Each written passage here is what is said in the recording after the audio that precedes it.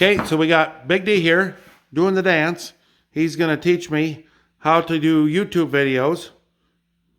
Yep, Slim is going to make his second YouTube video, but this will be your first YouTube video because we got rid of the first one because we didn't like it.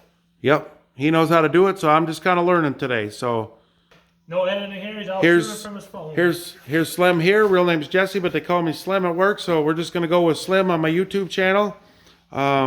I'm going to flip back. Well, this was one of my projects I finished up just yesterday.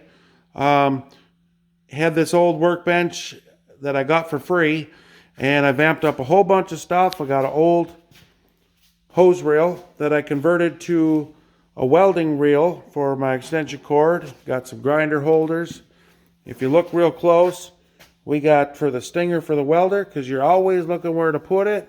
Just a little piece of tube, real simple. And then we got a receiver hitch there, so we can plug any vise in that we want to. Kind of like I did over on this table, that's a receiver hitch vise. So I can move it over there. And what else did we do on here? We got a tape measure holder, hammer, pick hammer.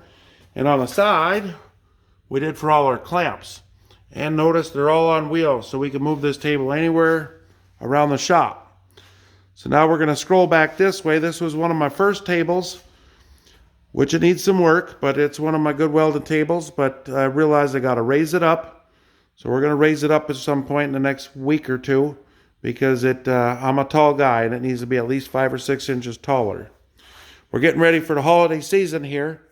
So I got a star that I'm going to be making tomorrow, and I'm going to weld some of those up.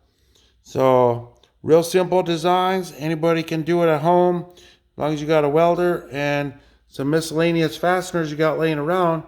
You can make some handy stuff for Christmas. And if we move over here, we got this grinder pedestal that I made. And some people might wonder, why did he go pink? And I thought I wanted something bright and vibrant. I told the wife in the garage, so I made this stand pink.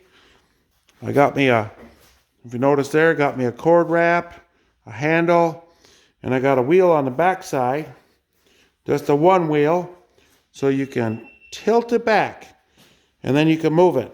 Now, if you notice these holes on the back, I got me a free brake drum from the neighbor, and so I use that because it's a lot of weight for the bottom, so it doesn't shake around.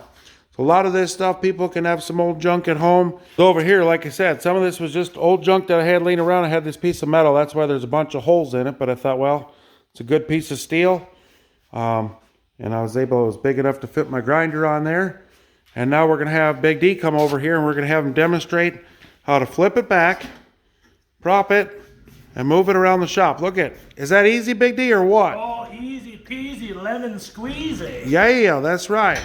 But now it makes it more mobile to go anywhere in the shop. And that's why I like putting wheels on this stuff, because you're not fixed to one location.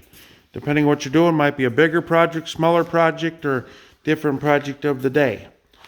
So then we're going to walk over to this other cart here, because I haven't talked about this yet, but I always had my workbench was tied up with chop saws, and then you're moving it to weld, do this and that, so I decided I'll make a cart for my chop saw. So this stuff I had leftovers from a project, and one of them actually was a cart at one time that I cut all the metal apart and repurposed, because I didn't need the old cart anymore. That's where the tubing came into play, those 2 pieces on the bottom, a couple pieces on the top. So a lot of stuff that I repurposed, and I just took some time to sand it and clean up. So if it looks a little bit rusty, you just take a little bit of time. If you got a bunch of time, you can sand it and make it look pretty good. Well, anyway, I put these wheels on the bottom, but now, unlike my first workbench, the wheels were welded on. To me, that's a no-no, and actually so is my other bench. This one, I learned a few things.